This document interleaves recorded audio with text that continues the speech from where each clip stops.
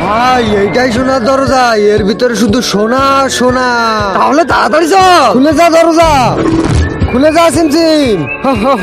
যদি চাও এই দরজা আমি খুলি, তোমাদের ভিতর দিতে হবে একজনের বলি। বলি? না না, আমি মরতে চাই না, আমিও মরতে চাই না।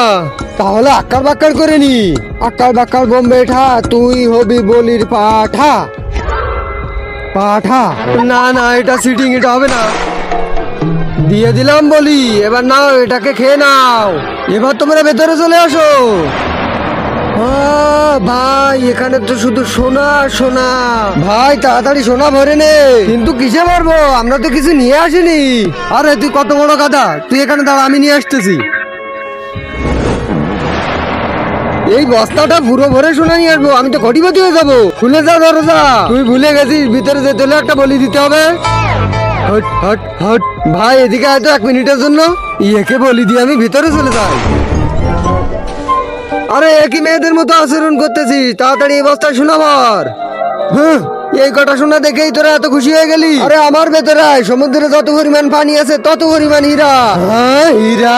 ভাই আমরা 1 ভরি সোনা বেচলে যে পরিমাণ টাকা পাবো তার ডবল টাকা পাবো একটা হীরা বেচলে। হ্যাঁ। আরে ভেতরে যেতে হলে তো একটা বলি দিতে হবে। এই শালা মনে আমার বলি দেওয়ার কথা ভাবছে। এসে আমি ওকে বলি দিয়ে দিই। তার আগে যারা চ্যানেলটি সাবস্ক্রাইব করবে তাদের মা বাবা যেন অনেকদিন বেঁচে থাকে। আর যারা ভিডিওতে লাইক কমেন্ট করবে তাদের মনের আশা যেন পূরণ হয়, কমেন্টে বলে যাও আই লাভ ইউ মা বাবা।